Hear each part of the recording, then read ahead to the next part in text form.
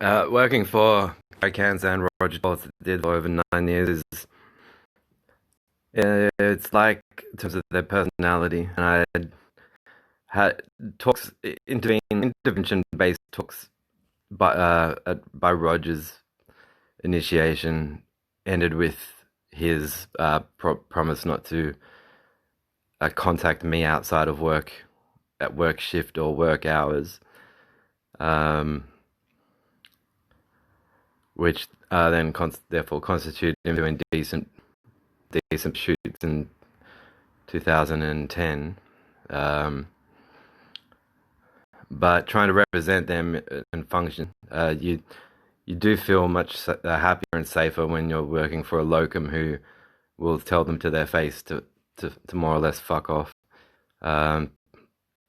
It's like the feeling of being asked to it's like being asked to quit 2 killers without while they try and tease you with how intentive they were or weren't. Like you'd be interested in it anyway. And yeah, it's I'm even left wondering if their religion, if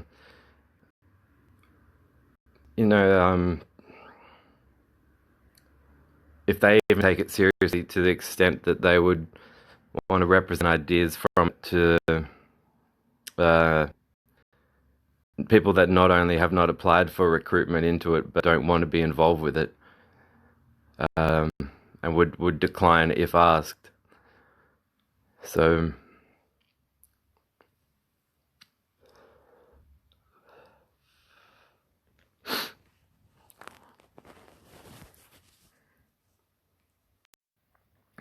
Frank Turek is the person who tells additional stories in defense of biblical veracity, why you should trust it is his agenda, essentially, with these arguments. But he'll talk about ancient pharaohs beheading historians that didn't write history in the favor of a particular pharaoh. And then say, but so that's why we left all of these embarrassing details in and throughout the Bible, so that you would know that it's got a level of sincerity there to it, in principle of authorship. But what he doesn't think about, within the context of the Bible itself, is that or the culture in which it was written historically. Pretty much there's no reason to think that any kingdom, as he does it, he mentions bloodlines. Like, how did they know the Messiah's bloodlines were going to be pure? Well, that's actually a good question for him to ask, because apparently the best way to achieve purity of bloodlines is inbreeding, by his admission, as with all of the monotheisms.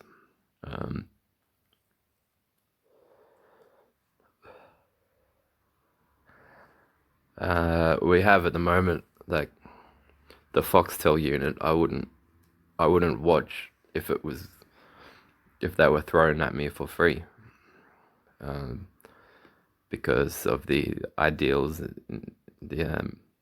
It's inseparable from a pro-religious agenda. In the 90s, I did notice that backstep from making it really blatant in commercials. Christian media based ads were you're unable to avoid them, and so they left. Probably, I would guess that they left rather than advancing with more precise or specific theocratic arguments and statements.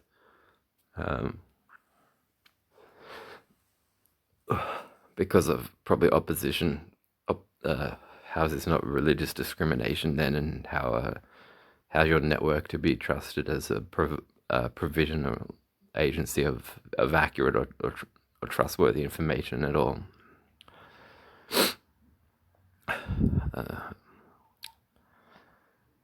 And so it takes but I just see it as taking a back step where ideas that are really only theocratic at base still just resonate through in almost every genre of show.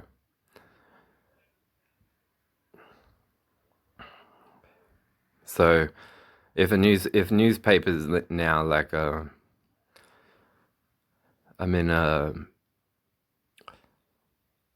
have an intelligent newspaper reader who's very skeptical about which brands of newspapers he would trust enough to buy, and so if that's still a relevant consideration to make now, then what about in a time when 2 millennia ago, when the kingdom, you or me or your family, my family, none of us would have had access to scribes to write, to papyrus manuscripts to write our own names down till a certain time after the advent of the printing press. So back then you had the same institution being inbred for the sake of bloodline purity, on the grounds that in that way were they so duly chosen by the gods, being the army, the library, the press, the newspaper, the news, and all rolled into one. And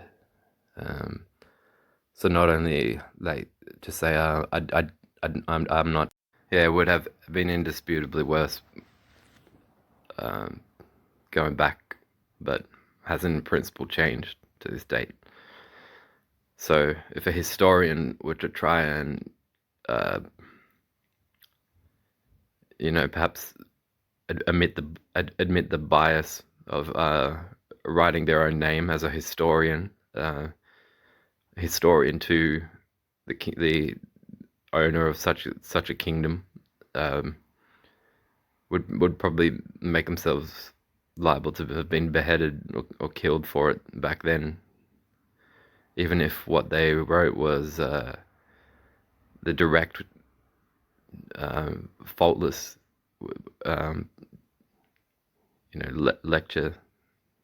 lectorial dictated statements of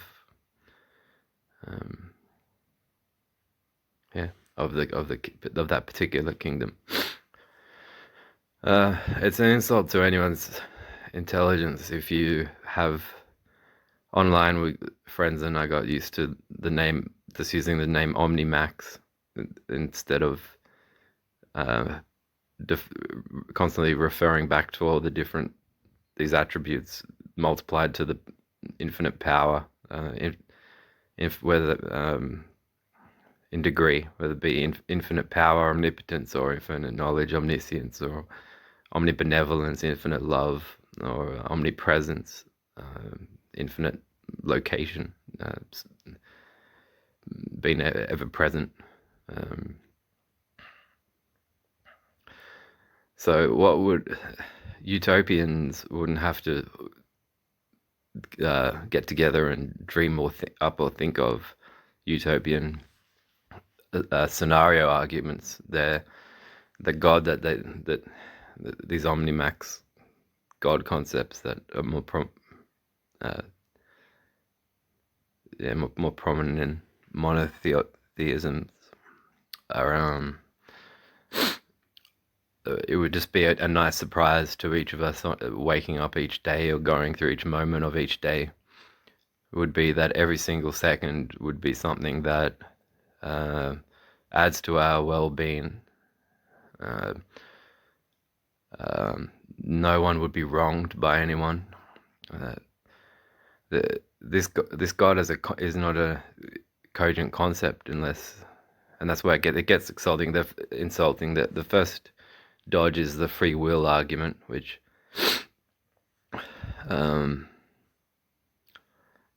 I think it's about whether Free Willy 2 deserves to be out on Blu-ray. Free will mean do you do this of your own free will, given again by the gods or God, but it doesn't gel with all power, all knowledge, and all love. If an offense occurs anywhere, such a God would have generated the offense, generated the offender's thought to commit the offense, generated the emotions of the offender's sense of love of the offense while committing the offense. And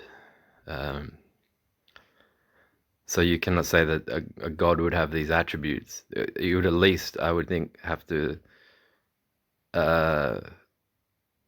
just be down to omnipotence and omniscience, and then remove omniscience down to just saying this God knows heaps more than any human. Once had infinite knowledge, but when he gave everyone free will, he was subtracted from his own knowledge, because otherwise this God would not be able to be deceived, or he wouldn't know your choice from his own creative extension by any means. He wouldn't be able to differentiate. So so either way Frank Turek goes in his debates, he's annoying, I think. Which is I think would be his next best argument for the resurrection, because he keeps coming back with really seeming like he's very annoying.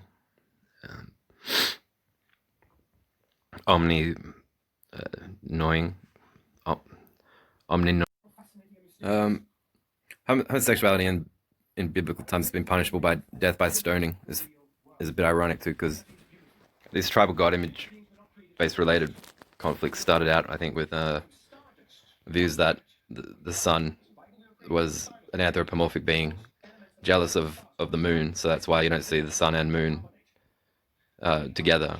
They're jealous of each other, and yet although all ancient hieroglyphs show that they were recognized by all artists and all cultures to have been drawn as round circles.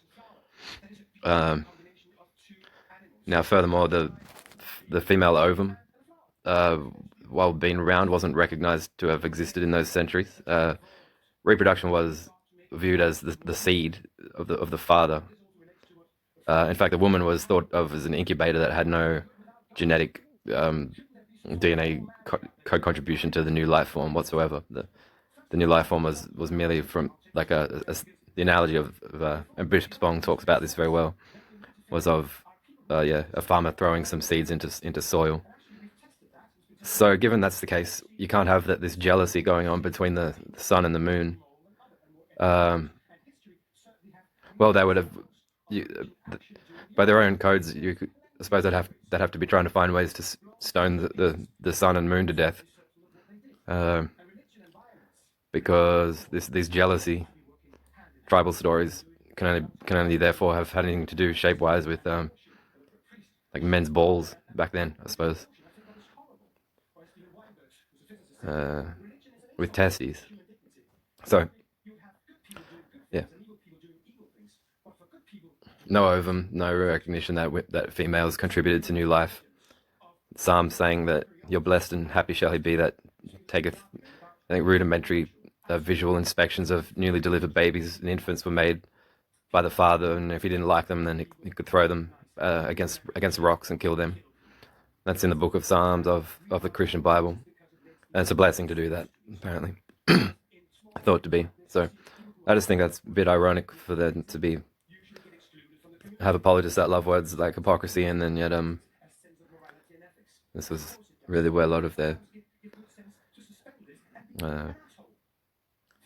most sacred and worshipped concepts come from. Jealousy. What sort of jealousy between a male god and a male moon? It's lunacy. You see?